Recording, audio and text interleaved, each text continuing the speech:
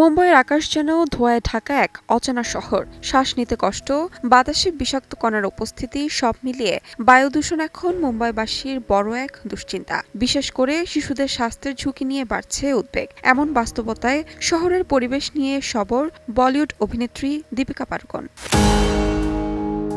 সম্প্রতি ধোঁয়াচ্ছন্ন মুম্বাইয়ের একটি ছবি সামাজিক মাধ্যমে শেয়ার করেছেন দীপিকা। সেই পোস্টে মুম্বাই পৌর সংস্থা ও জনস্বাস্থ্য বিভাগকে উদ্দেশ্য করে তিনি লিখেছেন, এই শহর আর এখানে থাকা শিশুদের দম যেন বন্ধ হয়ে আসছে, দয়া করে সাহায্য করুন। নায়িকার এই সংক্ষিপ্ত বার্তায় যেন ধরা পড়েছে শহরের বাতাস নিয়ে গভীর হতাশ ও উদ্বেগ।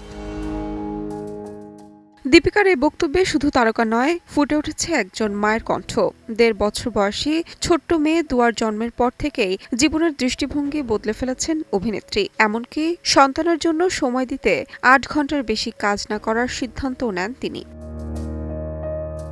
কাজের সূত্রে দীপিকা রণবীরের বেশিরভাগ সময় কাটে মুম্বাইয়ে, তাই শহরের দূষিত বাতাস নিয়ে স্বাভাবিকভাবেই বেড়েছে তাদের উদ্বেগ। বিশেষজ্ঞদের মতে, জনপ্রিয় তারকারা যখন এ ধরনের সামাজিক সমস্যার কথা সামনে আনেন, তখন তা মানুষের মধ্যে সচেতনতা তৈরিতে বড় ভূমিকা রাখে। তাহমিনা তন্নি, সময় সংবাদ।